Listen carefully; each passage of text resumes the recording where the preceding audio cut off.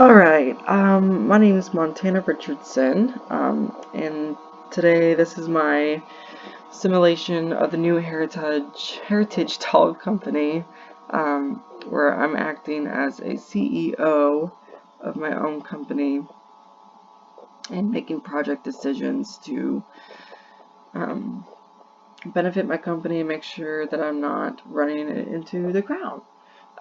So just to do a quick overlay of the things that I look for in each decisions that I make, I kind of look at the four main things, which is going to be the NPV, which you can kind of see right here in this. Okay, so NPV, which is net present value, and that's pretty much just the difference between present value of cash flows and the present value of cash outflows. So the greater the NPV, and if it's in the positive, it's a better and more appealing decision.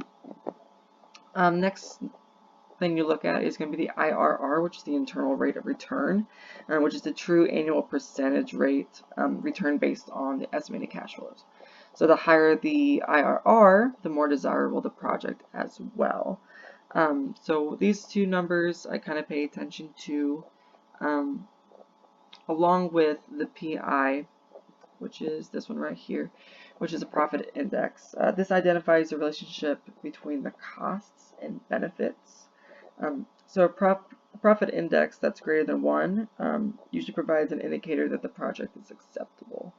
If it is exactly at 1, that means you're earning exactly the required rate of return, which is good because you're getting the money back that you put in. So perfect.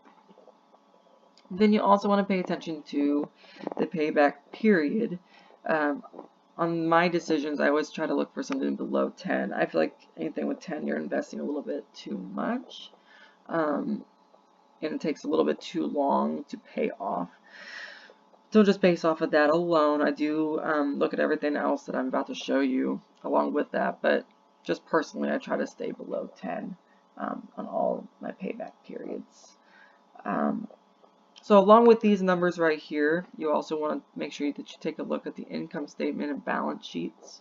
On the income statement, it's important that you look at the net income with each year, because you want to make sure that your net income is increasing, because you definitely don't want to be losing money on anything that you're putting out there.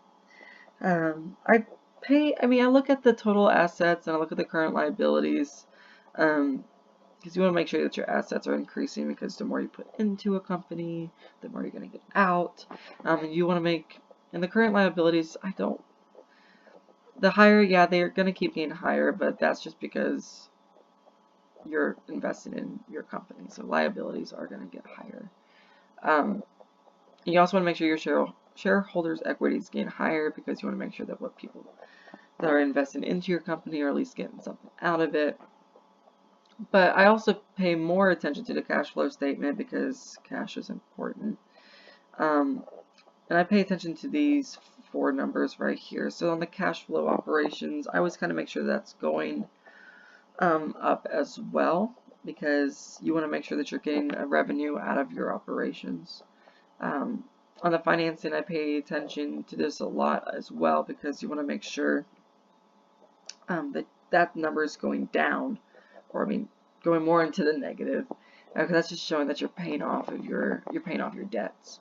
And then with the investments, you want to make sure that you're investing into your company, so you can expand and all that stuff. And with these three numbers combined, that makes up your ending cash balance, which you definitely want to make sure is always on the positive and increasing with each year. So with each project decision that I make, I kind of go through this whole process. I go through the income statement, make sure that my net income is increasing. I go to my cash flow statement, and I make sure that my investments are, I'm investing into the company, so this is obviously going to keep going up. But my operations is going up, and I'm paying off my debts, and my cash balances are continuously growing higher. So with my project decisions, this is one thing that you want to pay attention to as well, This is kind of just through trial and error that I've kind of learned on this one personally, because with each project they kind of tie off of one another. For an example, so on the Match My Doll clothing line in 2010, with that decision, the clothing line outperformed expectations after celebrities' daughters were photographed wearing items from this line shortly after its debut. Gross margin was also higher than expected due to lower than anticipated raw material cost. So, because that project update did so well in 2010, it just seemed like a good decision on the following year that I expand on that concept just because it's fresh on people's mind. So you're kind of putting a marketing perspective on your project decisions as well. Because in 2011, with that decision, the expanded clothing line benefited from the strong performance of the initial Match My Doll line and has outperformed projections. So I kind of took the two of making sure you pay attention to your income statements and balance sheets, your cash flow statements, making sure that you kind of coordinate your project decisions. And then on top of all of this, I go and I click on the project details. And this is where I spend a lot of my time with each project decision. So I go into here, and there's my numbers that I pay attention to right here. But you also have the decision to select different project discount rates. Because with each discount rate that you choose, it changes your NPV, your IRR, your PI, your payback period, and all of that. Which in turn benefits or changes all these important numbers that I mentioned before. So like I said, with each one, so with the Match My Doll clothing line in 2010, I chose the project discount rate of 7.7. I look at the risk on this also whenever it comes to making my decision. So on production, it says it should be high, so I should have chosen 9. But I still decided to go with the 7.7 just to be on the safe side, I guess. I don't really know why I decided to stick with the low one on that one. Still benefited me.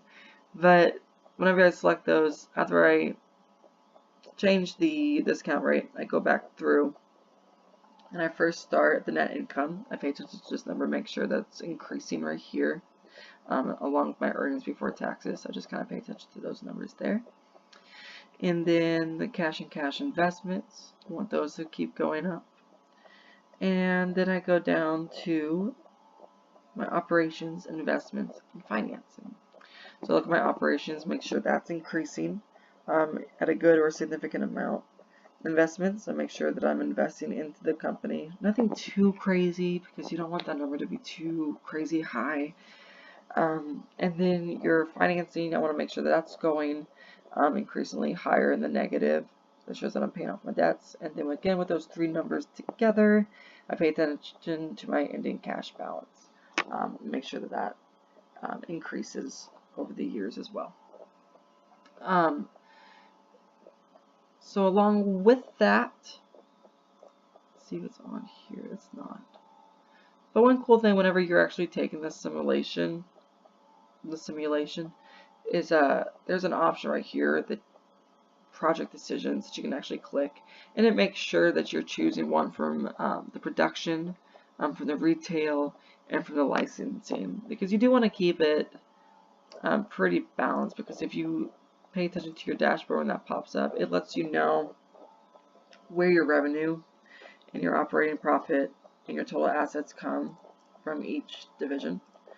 So you kind of want to make sure that revenues are coming from your retailing and from your production, not so much from your licensing, but from your operation profits. You do want to kind of be higher in your licensing compared to retail and production. In total assets, you obviously want your production to be higher because you have equipment for production and all of that.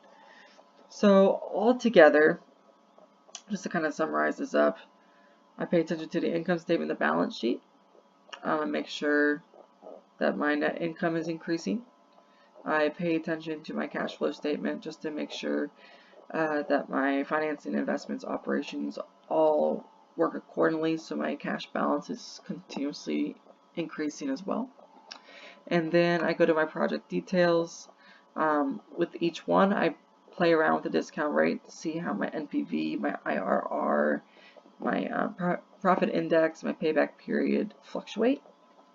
And then with all of these together, along with the coordination of each project update, making sure that I'm paying attention to those so I can make project decisions that kind of match up with the other decisions I made in the past. With all of this together, that is how I came up at the end with my 767.83 APV. Alright, well, thank you so much for watching my video, and I hope you have a great day. Goodbye.